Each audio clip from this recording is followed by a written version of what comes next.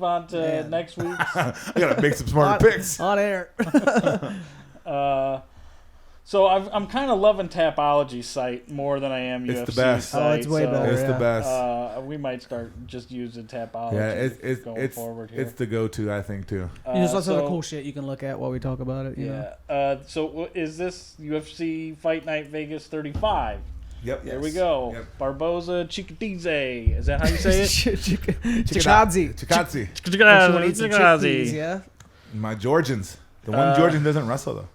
Yes, he just kicks the shit out of your liver. This is going to be a fun banger of a main event. I have to go with Edson Barboza here. Like, part of me wants to go with, like, Chikadze, but I just think this is a fight where it plays out well for Barboza. Like, it's going to be on the feet.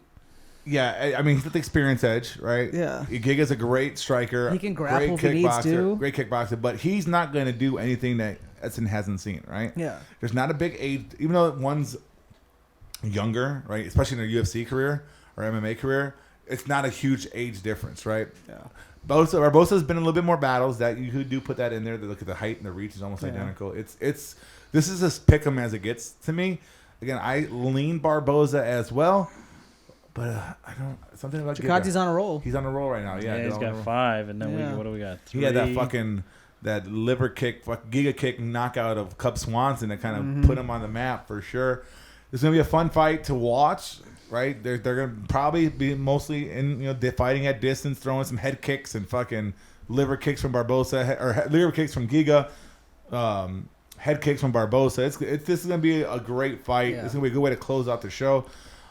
Definitely something you want in DraftKings. This is definitely you have a little bit of both of these guys in DraftKings. It's gonna be high output for sure, and someone's probably going to sleep. Yeah, I like Barboza. I'll take everything Barboza. we said about the Barboza Burgos fight. Double it down here. This is not going to be a boring fight. And these next two, Ultimate Fighter. I mean, I haven't been following this enough, so I really don't know. Brian Battle's replacing who is it? Trayshawn Gore. Trayshawn, and Trayshawn's been I think my favorite to win that show. Yeah, and Battle's a favorite over Urbina here, huh? Yeah, slight favorite, huh? He's a little bit bigger. Middleweight versus a welterweight. Pooh Bear, Brian Pooh Bear Battle. I mean, it should be a good fight, but for the BMF Ranch. BMF Ranch with Cowboy. Yeah. So I don't know who you got here, Mike. I'm gonna go with the guy who fought his way to get there and go with. I kind of want to take Urbina as well. Yeah. Well, a chance to win some money there. Plus 140. Kind of playing like the Kelvin Gastelum deal. Yeah. Right. Kind of the guy that nobody wants. What to does pick. the general consensus say on Tapology? Who do they think is going to win? Go to the bottom. Wow, Battle. Heavy on 76%. Battle. That means I definitely like Urbina even more. This is also talking about ownership in DraftKings, right? Tapology is a great site to look and see where do you think the public is looking.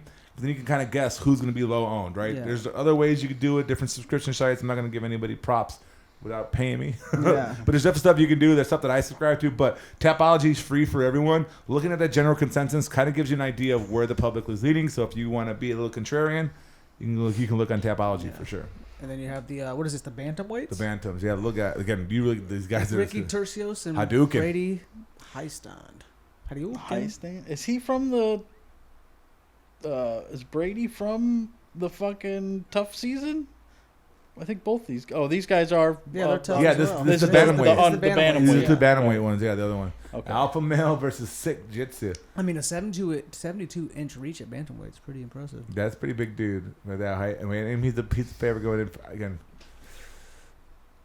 I'm gonna go with him too because of the alpha male factor too. Like you're getting top notch coaching, everything versus a sick Jitsu. I never even heard that, but that's Jim. Yeah, he's 144, so he cuts down a little bit more maybe. He's gonna be bigger. He's gonna be bigger, thicker fighter, and Tercios. 80%. Yeah, well. So all right. So I'm going Tercios and Urbina to win tough. Oh, let's get into Keep this rolling. next one. Kevin Lee. I kind of want to pull the trigger on D-Rod. Well, I'm definitely going to play a little bit of D-Rod in DraftKings for sure. As far as heads-up picks, and if I'm going to lay a money down, I probably would say Kevin Lee. He's going to be much bigger than Kevin Lee. But Kevin Lee's a much well-rounded fighter. Kevin's got a longer reach, though. Look at that shit. Younger. Those long arms. He's younger, too. Yeah. Fighting out of TriStar, working with, what's his name? Faraz Sahabi. Again, much What more Kevin Lee are we well-rounded. gonna get though? I mean, Kevin Lee was on a warpath. He lost to Charles Oliveira. That was his last loss. He got subbed by Charles Oliveira, which is not shameful, right? It's not the worst thing that could fucking happen to you. It's D-Rod, who is again a good fighter, fast hands. He's a little bit older, but I think even if he is piecing up Kevin Lee on the feet, Kevin Lee's gonna get him down. He could win rounds and steal rounds that way. I think Kevin Lee wins this fight by decision. That's where I would lean on the fight. Yeah, I could see D-Rod scoring a knockout though. Yeah, I mean, I wouldn't be shocked if the next day that's what happened. I'm curious to see what the pricing is going to be on that. Yeah, one. I think D-Rod might be one of my underdog picks. I think I'm that might be the 80,000 fight. Yeah. That might be the 82,000 fight. All right. Andre Petrovsky, the guy who they wanted to win tough, who ended up losing the tournament, so we're going to get this motherfucker in the UFC, versus Michael the Gentleman Gilmore.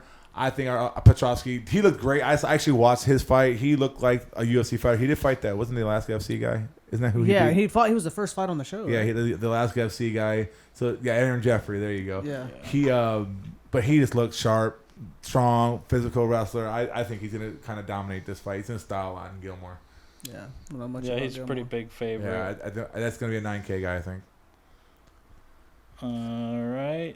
GM3, Gerald Mershard, Tony's favorite fighter. Nah, Sam Alvey. We're not there yet. Hey, let's let it be known. Tony picked GM3 to beat Hamza Chimaev. He picked him. He was all about it. He's going to choke him out, too. Yeah, I thought he was going to try to take him down and choke him. Instead, he got knocked the fuck out. Instantly. Versus Mahmoud okay, man. Muradov. AKA. Still not my worst pick ever.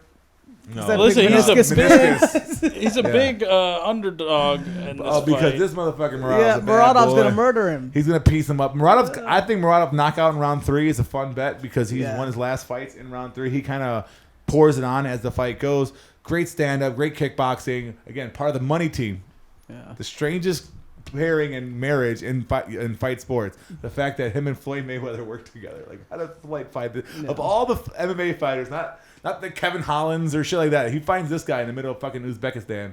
And but he's legit. I think Rock gets him. I'm all over Muradov here. Yeah, Mearshire only picks on cans. Yeah. This All next right, one, prelim. DiChirico is about to 2.0 his win over Buckley. He's going to do the same thing. Not to only that, Hassan. like the only way that House Hassan wins fights is knocking people out, right? Yeah. You ain't gonna knock out this motherfucker. His head is so thick. Yeah. I mean, he's got on a 3-fight He's got pretty good losing defense. streak. Chaos. Yeah. Laziz. Yeah, he just fought recently, didn't he? Well, his Hassan? last fight, Yeah. He 3 lost months, to 3 weeks Malkoun. ago. Remember Malkoun? Fucked him Yeah. up. Yeah, and Grappled the Malkoun- shit out of and him then for 3 that's rounds. not a fucking highlight loss Yeah. either. Versus again, the Tirico derailed Buckley. Yeah. Right, he ended the Buckley hype train for sure. Right. Never been knocked out. Nope. Never He gets been decisioned. Never been knocked out. He's got a big solid fucking dome piece, and he he's has gonna, power. I think he's gonna fuck Al Hassan up. I think Ron, and then, the public the fucking Vegas odds say so too. He's minus 225. And you better interview the losers too, because if not, Detroit's gonna although let you know about it. although depending on where the DraftKings goes, I might play some Al Hassan. He has a judo background. Yeah, he'll probably be what 73, 7,400. If he's that low, I'm gonna play some of him yeah, for sure. He probably will be. But 7,500. I don't know. He never uses his judo. He never uses it. You never see it. Gas is out too quick. That's where that's his background. But yeah, I think Chirico gets that done. Yeah. I don't know on this one. I'm torn. The Chirico's gonna knock him out and tell them to interview him. Remember? Yeah, that's what I said. I said you better interview the loser, or Chirico's gonna get mad. The Chirico gets mad if you don't interview the loser. Yeah. Like, this is honor. All We are right. both He said warriors. both people trained up until this point put a lot Yeah. of time. They need to be heard. Yeah. I Yeah. don't know. Hey Maybe we Joe. get shit like Joe interviewed Connor. Yeah. Then that Right. meme lives on They interviewed forever, right? Benavidez. Yeah. Oh, what that perfect tan Sam. Smiling Sam Alvey. Tony's. I'm going with Sam Alvey. Man. Okay, this is the fight. He's underdog too. Sam Alvey has lost 5 in a row. And I think I picked him on all 5. Julian Marquez's last fight, and they're not bad losses. No, they aren't a bad. They're fighters. up and comer prospects. But Sam Alvey is up there in age, and his chin is just shot. Like his last fight against Marquez, he had an Alvey, I had Marquez, and Alvey was kind of in the fight. He does have some pop, he does have some power, But fucking Marquez rocked him at the end of the first round, and Alvey went to the wrong corner. Yeah. And I was like, this is over. And sure enough, that second round, he ended up getting choked out. Versus Will determines who's not like much better in the sense of I'm not above being knocked out. Alvey can knock Wellington Thurman out. That could happen. I'm going with the younger guy, the 25-year-old, though, in the hopes that he's getting better. Where Alvey's only getting worse. I'm just gonna keep going with Alvey till he's out. I mean, he could go against Izzy, and I'm picking him. Whoever Just to fuck loses with gets you. cut from the UFC is what's I'll about even to give you a happen pick. here. probably. I'm going Wellington Thurman again. Give me the 25-year-old over the 35-year-old. I'll give him Sam Alvey. This is where he does it for me. Next up, Dustin Jacoby versus Darren the Dentist Stewart. Darren's too small. I think Jacoby's gonna rough him up. Yeah, Outstanding. 6'3". Outstanding kickboxer. Yeah, he's gonna be much bigger than Stewart. Well, Stewart has fought at middleweight, right?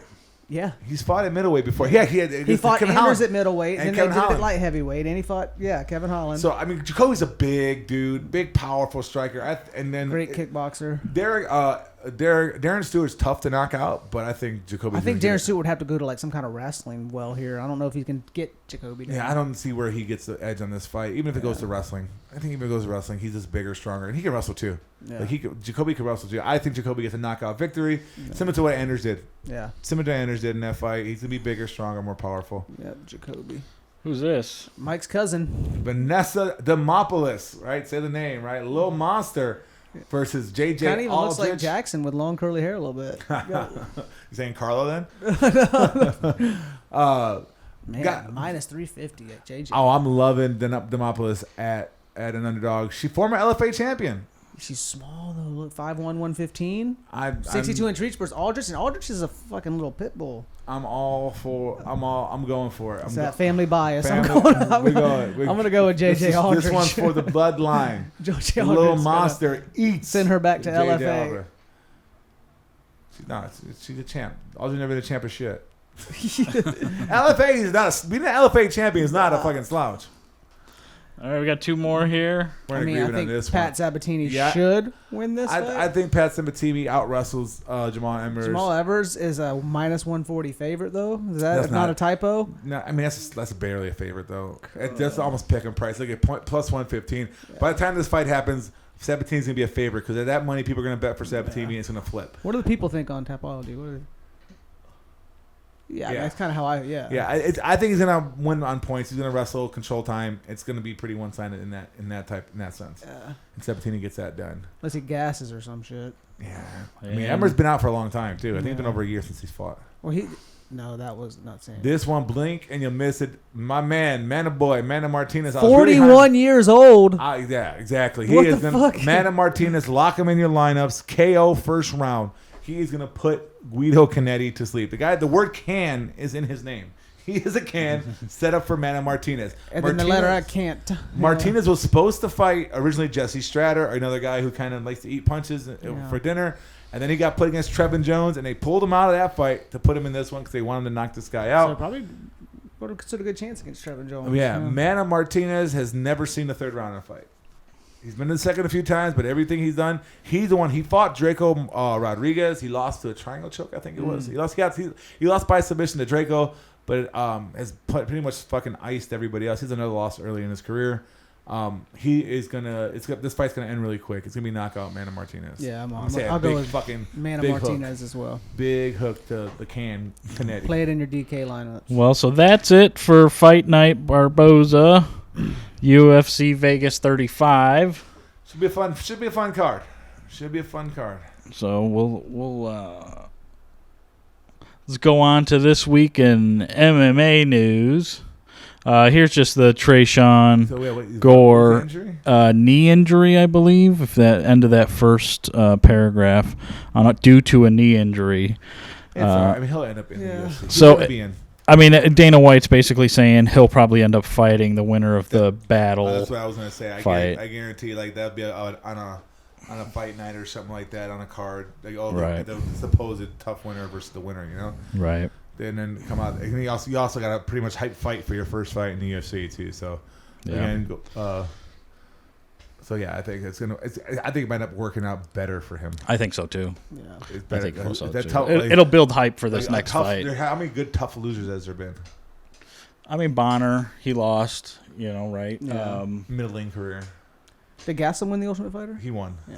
Uriah Hall lost. Yeah, Uriah Hall lost. Schaub lost. Schaub lost. Yeah. The runner-ups have Bisping won? No, he lost. He won, I think. Did he? Diego Sanchez? He won. He won. Diaz There's lost, been didn't he? Lieben lost. Yeah. You know, there's been a lot of them that came. And then Those first few generations. It was craziness. It was Yeah. the first few generations. That they were whole just building rosters. right. And shit, so. The depth was different. A lot of those guys came in, but like towards the later seasons, like the runner-ups and especially if people go into like the fucking like tough Brazil and all that shit, Right. like the runner-ups don't do much. I think Gore's gonna end up being. And he's a good fighter. It seems like a really good dude too, and he's fighting for the right reason. So he's got that motivation to keep him going. So yeah, he'll be fine. So this next thing I'm gonna pull up, I just thought was funny. And no, it was the motherfuckers on a tear lately. Chael Sonnen's tweet. Oh yeah. Cauliflower face. Yeah.